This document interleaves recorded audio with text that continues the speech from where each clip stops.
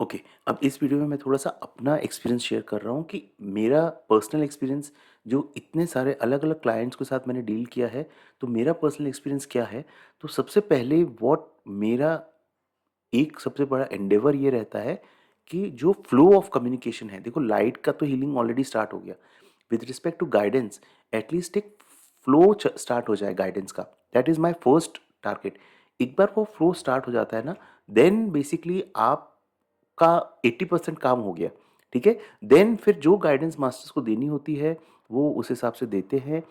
उसमें अब कोई स्ट्रक्चर नहीं हो सकता। जैसे हमने पहले समझा था हीलिंग इन आकाशिक रिकॉर्ड्स में कैसे स्ट्रक्चर होता है। Share your story, causes and conditions, divine essence.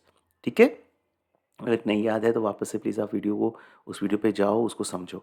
ठीक है, तो लेकिन जब आप इस पे आते हो तो डेफिनेटली आपको स्टोरी तो आप शेयर करता है क्लाइंट जो अपना क्वेश्चंस पूछता है, बट उसके बाद कॉजेज एंड कंडीशंस क्या आता है, कितना डिटेल में आता है, पास्ट लाइफ के कुछ क्लैरिटी से आता है क्या कि पास्ट लाइफ में क्या कुछ हुआ था। कभी नहीं आता है, कभी कोई क्वेश्चन का ये भी आ सकता है कि इसका गाइडेंस हम अभी नहीं दे सकते, किसी का गाइडेंस बहुत डिटेल में आ जाएगा।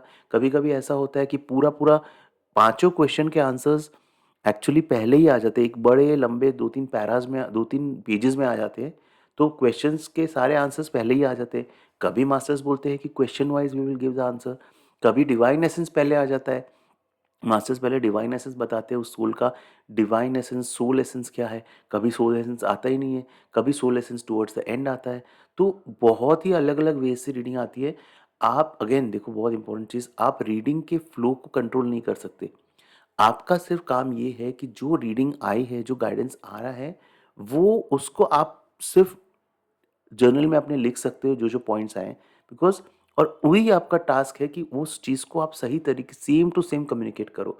ठीक है, आप ये देखो, आप और मैं एज आकाशिक रीडर्स, हम लोग कुरियर पर्सन हैं, कुरियर बॉय और courier girl what ever, right. हमारा टारगेट इज दैट एक पैकेट, कुरियर पर्सन का क्या काम रहता है, एक जगह से पैकेट लेके दूसरी जगह डिलीवर करना है। उस पैकेट में उसको कोई भी चीज़ डैमेज नहीं होनी चाहिए, एज टू एज वो पैकेट जाना चाहिए। ठीक है, कुरियर पर्सन को तो ठीक है, अंदर बॉक्स के अंदर क्या है वो भी नहीं पता। ठीक है, हमको एटलीस्ट पता चलता है because reading is there, but as to as उसको डिलीवर करना, अच्छे तरीके से रिस्पेक्टफुली डिलीवर करना, सामने वाले को डिमीन नहीं करना, जज नहीं करना।